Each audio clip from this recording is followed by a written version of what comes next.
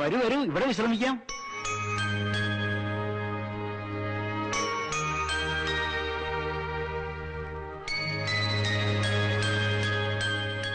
എന്താ അങ്ങനെ മിഴിച്ചു നിൽക്കണേ? എന്തായി കാണണേ? ആദ്യം വന്നപ്പോ ഞാനും ഇങ്ങനെ നിന്നുപോയി. ദ്വാരക ചെന്ന കുചേലന്റെ അനുഭവമായിരുന്നു എനിക്ക്. എങ്കിൽ ഒരു അവൽപ്പൊതിയുടെ കരുതായിരുന്നില്ലേ? ഏതാ ഈ കുചേലൻ? പരമേശ്വരൻ. എന്തെങ്കിലും ആവശ്യമുണ്ടെങ്കിൽ ഇയാളോട് പറഞ്ഞാൽ മതി. അതെ, എന്തു ചോദിച്ചാലും തരാൻ സാക്ഷാൽ പരമേശ്വരന് മാത്രമല്ലേ കഴിയൂ. വലിയ ഫലിതപ്രയനാണെന്ന് തോന്നുന്നു. അയ്യോ, അച്ഛൻ അറിയില്ലേ ഈ ഫലിതബന്ധുക്കൾ കണ്ടുപിടിച്ചതേ ഇദ്ദേഹം. കണ്ടോ നിങ്ങള്? കുട്ടിയെ കണ്ടോ? ഏയ്, കാണാൻ പറ്റിയില്ല. പരമേശ്വരൻ വരുന്നുണ്ട്, ചോദിക്കാം. പരമൂല എങ്ങനെയുണ്ട്? നല്ല സുഖമുണ്ട്, ഒന്നുകൂടെ അമർത്തിക്കോളൂ. ആ കുട്ടി എങ്ങനെയുണ്ടെന്നാ ചോദിച്ചത്. ഏയ് പോരാ, ആ സാധനത്തെയാണോ രാജകുമാരിയാക്കാൻ പോണത്? അതിനെ തിരുമനസ് ഇപ്പൊ തന്നെ ഒന്ന് ഓടിക്കും. ഒന്ന് മാറിക്കേ, ഒന്ന് മാറിക്കേ. വന്നോളൂ, വന്നോളെ.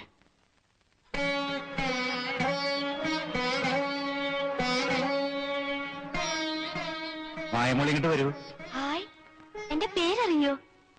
മഹാരാജാവിന് അറിയാത്തതായിട്ട് എന്തെങ്കിലും ഉണ്ടോ മോളെ? മോള് ചെല്ലേ.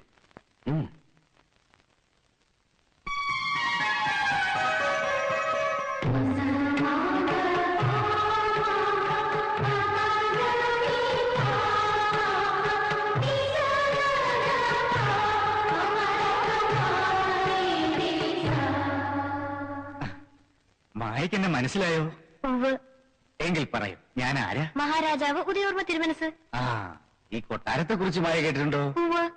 1897 ശ്രീ അത്തം തിരുനാൾ തിരുമനസ് പണികഴിപ്പിച്ചതാണ് ഉദയപുരം കൊട്ടാരം. ഉദയപുരത്തെ രാജാക്കന്മാർ കീർത്തി കേട്ടവരും പരാക്രമശാലികളുമാണ്. ഡച്ചുകാരെയും ഇംഗ്ലീഷുകാരെയും യുദ്ധത്തിൽ തോൽപ്പിച്ചിട്ടുണ്ട്.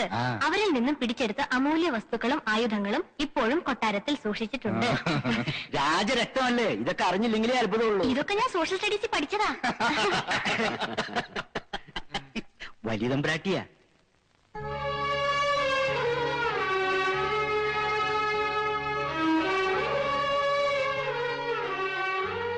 മായയ്ക്ക് ഞങ്ങളെയൊക്കെ ഇഷ്ടമായോ? വല്യമ്പരാട്ടെ കണ്ട ആർക്കാ ഇഷ്ടാവാത്തത്? തമ്പുരാട്ടെ കാണാൻ ഞാനൊരിക്കൽ വന്നിട്ടുണ്ട്. എപ്പോ? ക്ഷേത്ര ദർശനത്തിന് വന്നപ്പോ. പക്ഷെ കാണാൻ കഴിഞ്ഞില്ല, അവിടെയുള്ളവര് ഞങ്ങളെയൊക്കെ ഓടിച്ചു. ഇനി മായ എന്റെ അടുത്തൊന്നും ആരും ഓടിക്കില്ല.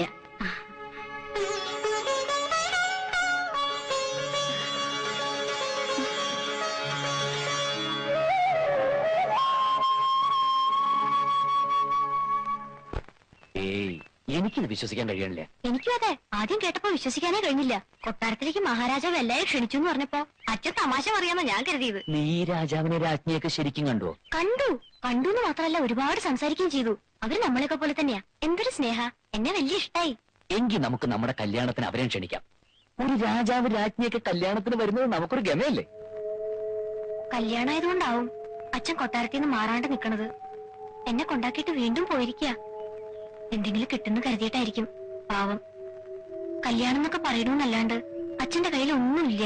നമ്മുടെ കല്യാണത്തിനുള്ള കാശൊക്കെ എന്റെ കയ്യിലുണ്ട്. നിനക്ക് ഇത്തിരി പൊന്നുടുപ്പും വാങ്ങാനും നാട്ടുകാർക്ക് ഒരു നേരത്തെ ശാപ്പാട് കൊടുക്കാനുള്ള വകയൊക്കെ ഞാൻ സംഘടിപ്പിച്ചു വെച്ചിട്ടുണ്ട്. അതിനൊന്നും ഓടണ്ട, നിന്റെ അച്ഛനടുത്ത് പറഞ്ഞേക്ക്. ഈ കടങ്ങളൊക്കെ അപ്പോട്ടിനോട് എങ്ങനെയാ വീട്ടുണ്ടോന്ന് എനിക്കറിയില്ല.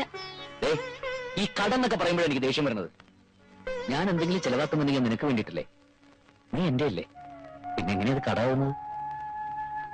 ഈ ജീവിതത്തിൽ ഞാൻ ഒന്നേ ആശിക്കുള്ളൂ, അത് നീയാ. അതിനുവേണ്ടി എന്ത് നഷ്ടപ്പെടാനും ഞാൻ തയ്യാറാ. എന്തും.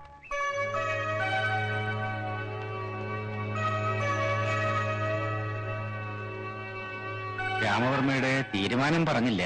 സത്യം പറഞ്ഞ അടിയന് ഇപ്പോഴും ഒരു തീരുമാനത്തിലെത്താൻ കഴിഞ്ഞിട്ടില്ല. ഈ സ്വരൂപത്തിന്റെ ഭാവി തന്നെ നിങ്ങളുടെ തീരുമാനത്തെ ആശ്രയിച്ചാണ് ഇരിക്കുന്നത്. രാജ്യം പോയി, അധികാരം നഷ്ടപ്പെട്ടു. രാജ്യം മന്ത്രിമാർ കൈയടക്കിയപ്പോ രാജാവിന് രാജാവെന്ന പേര് മാത്രം ബാക്കി. എനിക്ക് ശേഷം അതും ഇല്ലാണ്ടാവുന്നുള്ള സ്ഥിതിയായിപ്പോ. എന്റെ കാലം കഴിഞ്ഞാൽ ഈ ഇരിക്കുന്നതൊക്കെ ചില്ലുകൂട്ടിലെ കാഴ്ചവസ്തുക്കളാകും. ഉദയപുരം കൊട്ടാരം കാഴ്ചവെങ്കിളാകും. അതിനിടവരുത്തല്ലേ എന്ന് ഉള്ളുരുകി പ്രാർത്ഥിച്ചതുകൊണ്ടാ പരദേവതകൾ ഇങ്ങനെ ഒരു മാർഗം തെളിയിച്ചത്. ഇനി രാമവർമ്മയുടെയും മകളുടെയും സമ്മതം കൂടി ആവശ്യമുള്ളൂ. എനിക്ക് സമ്മതാണ്, 100 വട്ടം സമ്മതാണ്. മകള് രാജകുമാരിയെ പോലെ ജീവിക്കണം എന്നല്ലേ ഏത് അച്ഛനും ആഗ്രഹിക്കും. ഇതിപ്പോ ശരിക്കും രാജകുമാരി ആവുമല്ലേ? പക്ഷേ മായ, അവളോട് ഞാനിതൊന്നും വിശദമായിട്ട് സംസാരിച്ചിട്ടില്ല. ഒരു പരസ്യടിയിലാണല്ലോ. മനസ്സിലാക്കിച്ചെടുക്കാൻ ഇത്തിരി സാവകാശം വേണം. രാമവർമ്മ കരുതുന്നത് പോലെ ഒരു പറിച്ചിടലിന്റെയോ വേർപാടിന്റെയോ ഒന്നും ആവശ്യമില്ല. മായയെ ദത്തുപുത്രിയായി ഈ കൊട്ടാരത്തിലേക്ക് സ്വീകരിക്കുമ്പോൾ കുറെ വസ്തുവകൾക്ക് അവൾക്ക് കൊടുക്കാനുണ്ട്. അതിലൊരു കൊട്ടാരവും ഉണ്ടെന്ന് കൂട്ടിക്കോളൂ. ആ കൊട്ടാരത്തിൽ അവളുടെ അച്ഛനോടും അമ്മയോടും ഒപ്പം തന്നെ അവൾക്ക് കഴിയാം. പിന്നെ ആചാരമനുസരിച്ചുള്ള ചില ചടങ്ങുകൾ, ചില നിയമങ്ങൾ, ജീവിതത്തിൽ കുറെ കൂടെ ചിട്ടകൾ, അത്രയേ ഉള്ളൂ. പിന്നെ പറഞ്ഞോളൂ, എന്താണെങ്കിലും പറയാം. വേറൊന്നുമില്ല, വിവാഹം രാജവംശത്തിൽ നിന്ന് തന്നെ വേണമെന്ന് നിർബന്ധമുണ്ട്. ഉദയപുരം കൊട്ടാരത്തിലെ അനന്തരാവകാശിക്ക് ചേരുന്ന ബന്ധം തന്നെ വേണമല്ലോ. എന്താ അതിനെന്തെങ്കിലും തടസ്സം? ഏയ്, തടസ്സമൊന്നുമില്ല. എന്നാലും രാമവർമ്മയ്ക്ക് ആരോടെങ്കിലും ആലോചിക്കാനോ മറ്റോ ഉണ്ടെങ്കിൽ ആവാം. ഉണ്ട്, അടിയനൊരാളോടൊന്ന് ആലോചിക്കാനുണ്ട്.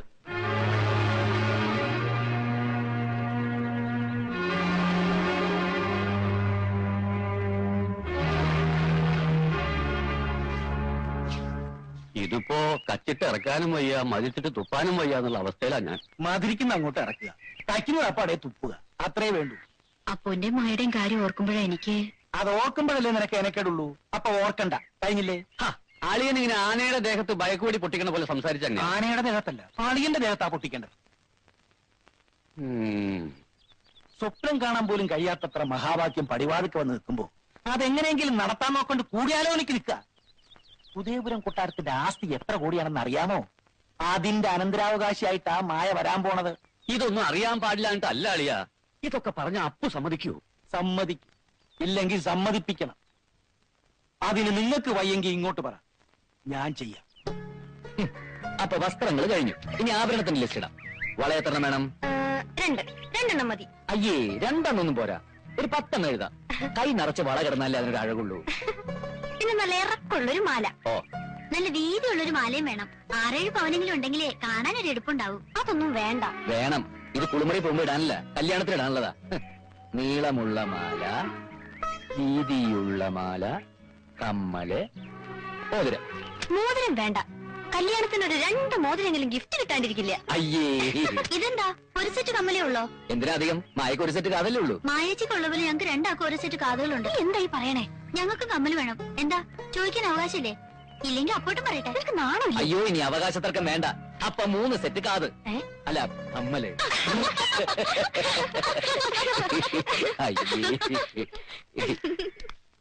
എന്താ ഒരു പൊട്ടിച്ചിരി അട്ടകാസമൊക്കെ? വല്യമ്മ വലിയ ഗമയിലാണല്ലോ. ഭഗീരഥി, നീ കുട്ടികളും കുട്ടി അകത്തേക്ക് വെക്കോ. വാടി, വാ മക്കളെ. ഒന്നുമില്ല, വാ. എന്താ വല്യമ്മവൻ ഈ നേരത്ത്? എന്താ വല്യമ്മാവന് വരാൻ പ്രത്യേക നേരം വല്ലതുണ്ടോ? ഇനി അമ്മയ്ക്ക് വരാനൊരു സമയം, അച്ഛന് വരാനൊരു സമയം, വായ്നോക്കിക്ക് വരാൻ മറ്റൊരു സമയം, അങ്ങനെ വല്ലതും ഉണ്ടോ? ഓ, വലിയ ചൂടിലാണല്ലോ. അല്ല, അപ്പൊ എങ്ങോട്ടാ? എങ്ങോട്ടില്ല, ഇത്തിരി വെള്ളം കുടിച്ചിട്ട് ഇവിടെ വന്നിരിക്കാന്ന് കരുതി. അതിനാണെങ്കിൽ അകത്തേക്ക് പോണമെന്നില്ല, വെള്ളം ഇങ്ങോട്ട് വരും. അതെന്താ, വന്നോട്ടെ. പായത്തിന് വെള്ളം. പിന്നെ അമ്മാവൻ കൊട്ടാരത്തിൽ പോയിട്ട് എന്തൊക്കെയുണ്ട് വിശേഷം? വിശേഷമൊക്കെ ഞാൻ അങ്ങോട്ട് വന്ന് പറയാം. തൽക്കാലം അപ്പൊ ഇരിക്കണ്ട, ഞങ്ങൾക്ക് ഇത്തിരി കുടുംബകാര്യം പറയാനുണ്ട്. ശരി, ഞാൻ പിന്നെ വരാം. എന്തിനാ പിന്നെ ആക്കണത്? താൻ കാര്യം പറയണോ വർമ്മേ? അത് പിന്നെ അത് വേണ്ട, ഞാൻ തന്നെ കാര്യം പറയാം. അപ്പു ഇങ്ങോട്ട് വന്നേ. അപ്പോട്ടിന് എന്തിയേ? അച്ഛ, അപ്പോട്ടിന് എവിടെ? അവൻ പോയി. പോയോ? നല്ല ആളാ. ആഭരണങ്ങളുടെ ഫാഷൻ കാണിക്കാൻ എന്നെ കൊണ്ടുപോവാന്ന് പറഞ്ഞിട്ട് അങ്ങനെ മുങ്ങാൻ ഞാൻ സമ്മതിക്കില്ല. മായേ,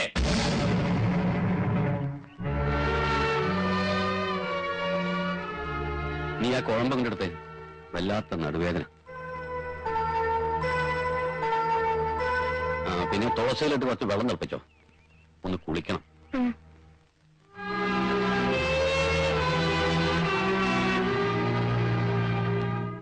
ഇപ്പൊ അപ്പുവിന് കാര്യങ്ങളൊക്കെ മനസ്സിലായല്ലോ.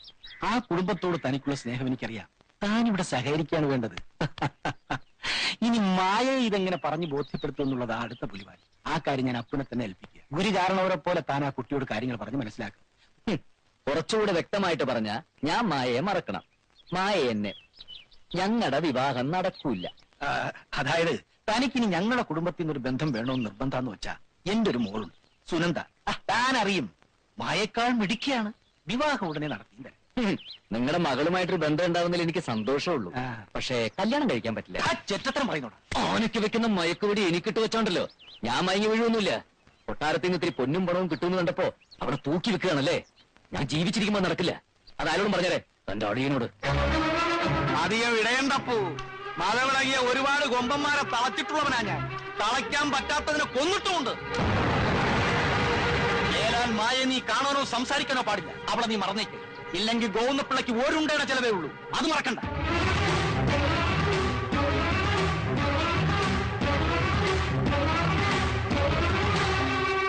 എന്തായി? ശരിക്കൊന്ന് വരട്ടിയിട്ടുണ്ട്. എന്നാലും വിശ്വസിച്ചൂടാ. ഇനി അവനും മായും തമ്മിൽ കാണരുത്. തൽക്കാലം അവളെ ഇവിടെ നിന്ന് മാറ്റും. കുറച്ചു ദിവസം എന്റെ വീട്ടിൽ നിൽക്കട്ടെ. എങ്കിൽ താൻ തന്നെ എന്തെങ്കിലും പറഞ്ഞ അവളെ കൂട്ടിക്കൊണ്ട് പോവാ.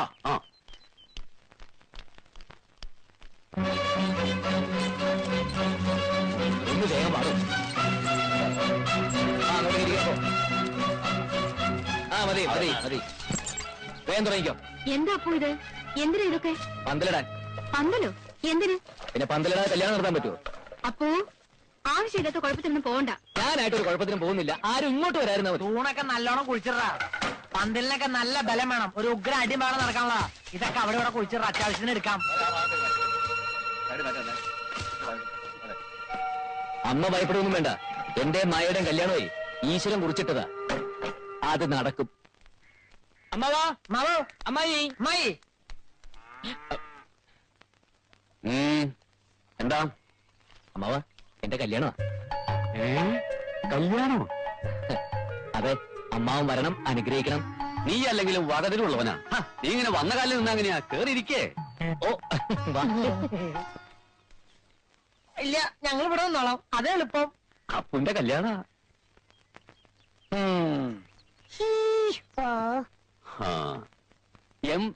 MAYA മയ്യേ. അത് വരടാ. മായയോ? നീ ആ പേരുള്ള പെണ്ണെ തന്നെ സംഘടിപ്പിച്ചല്ലോടാ. എല്ലാം അമ്മാവന്റെ അനുഗ്രഹം. പെണ്ണിന്റെ അച്ഛന്റെ പേര് രാമവർമ്മ എന്നാടാ? അതെ, എല്ലാം അമ്മാവന്റെ അനുഗ്രഹം. എടാ, എന്റെ മകളുടെ കല്യാണക്കുറി നീ അടിച്ച് നീ എന്നെ തന്നെ ക്ഷണിക്കും അല്ലേ? ക്ഷണിച്ചില്ലെങ്കിൽ മര്യാദക്കേടാവില്ലോ എന്ന് കരുതിയാ. അമ്മാവൻ വെള്ളം വെക്കരുത്. നിങ്ങൾ എല്ലാരും കൂടി തീരുമാനിച്ച കല്യാണമല്ലേ അത്? നിങ്ങൾ എല്ലാരും കൂടി തന്നെ നടത്തി തരണം. കല്യാണോ? ഏത് കല്യാണം? വേറെ വല്ല കാര്യം കൂടി പറയൂ. എങ്കിൽ ഞാൻ പറയാം. അയ്യപ്പ ടാക്കീസിൽ പടം മാറി. പുതിയ പടം, രാജാവിന്റെ മകൻ. എന്തായി കാണിക്കുന്നത്? ഇയാൾ എന്ത് ചെയ്ത് കാണുമല്ലോ. നീ അപ്പൊ ഒരുങ്ങി തന്നെയാണ് പുറപ്പെട്ടിരിക്കുന്നത് അല്ലേ? അതെ. നീ ആരാന്നാടാ വിചാരം?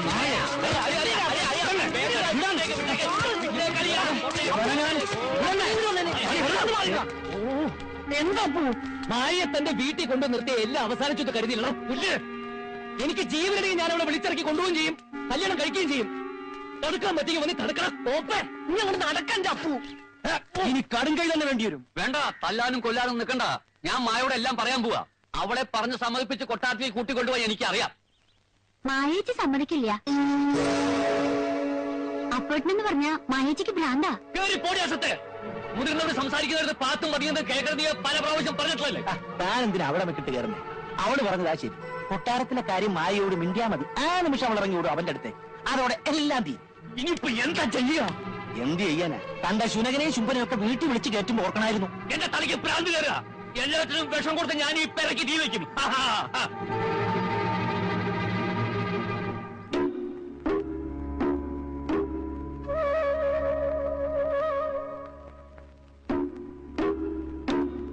ഓളിങ്ങി വന്നേ. മോക്ക് കൊട്ടാരത്തിൽ കഴിയണമെന്നുണ്ടോ? അവിടെ ചെന്നാൽ ഈ റബ്ബർ വിളയും മുത്തുമാലയും ഒന്നും ഇടേണ്ടി വരില്ല. തങ്കത്തിൽ രത്നങ്ങൾ പതിച്ച ആഭരണങ്ങളാ. ഇവിടത്തെ പോലെ പഴങ്ങഞ്ഞി മുളകേമന്തി ഒന്നുമല്ല. 4 നേരവും സദ്യ. കൊതിച്ചിട്ട് എന്താ കാര്യം? എന്റെ ജാതകം ചേരില്ലല്ലോ. മായേച്ചിയാണെ സമ്മതിക്കുകയില്ല.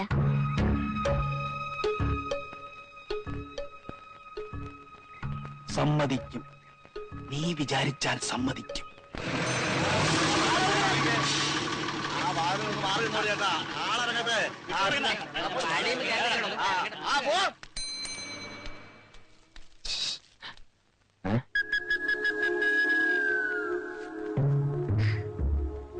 എത്ര നേരം ഞാൻ അപ്പോട്ടിനെയും കത്തോടെ നിൽക്കാൻ തുടങ്ങിയിട്ട്.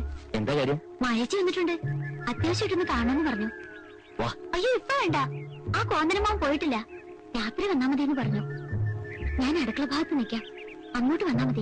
എന്തെങ്കിലും കുഴപ്പമുണ്ടെങ്കിൽ ഞാൻ അടയാളം തന്നോളാം. ശരി, നീ പോട്ടെ.